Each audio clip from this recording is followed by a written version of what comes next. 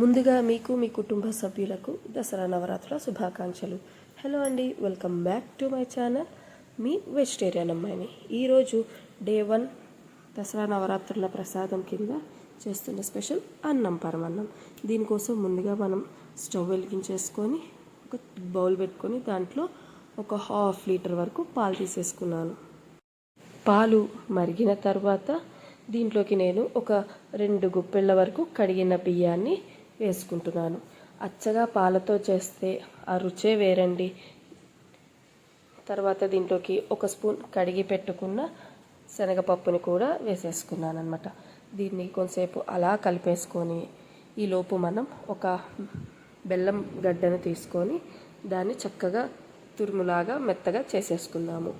తర్వాత దీంట్లోకి ఒక 4 యాలక్కాయలను తీసుకొని బాగా దంచేసుకుందాము.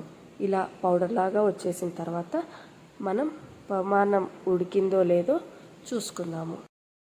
ఇలా ఒక మెతుకు తీసుకొని గట్టిగా ప్రెస్ చేసేసి చూద్దాం మెత్తగా అయిందో లేదో. చూసారు కదా, ఇలా అంటే మెత్తగా అయిపోయింది. సో దీన్ని మనం ఇంకొకసారి పైనుంచి కిందకి కలిపేసుకుందాం మనం. తర్వాత దీంట్లోకి మనం దంచి పెట్టుకున్న ఇలాచి యాలక్కాయ పౌడర్ని వేసేసుకొని మనం ఒకసారి మొత్తం మిక్స్ చేసేసుకుందాం. సో ఇప్పుడు ఈ పరమాన్నం అయిపోయింది కాబట్టి స్టవ్ ఆపేసుకొని దీంట్లోకి బెల్లం వేసుకుందాం.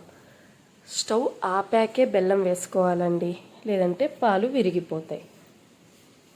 సో దీంట్లోకి ఇప్పుడు నేను మనం దంచి పెట్టుకున్న బెల్లాన్ని వేసుకొని మొత్తం అది కరిగేదాకా కలిపేసుకుంటున్నాను.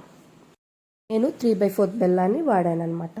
తర్వాత ఒక పోపు గిన్నె తీసుకొని దాంట్లోకి ఒక 3 స్పూన్ల మంచి నెయ్యిని తీసుకొని దాంట్లోకి కొన్ని జీడిపప్పులని వేయించుకుందాము.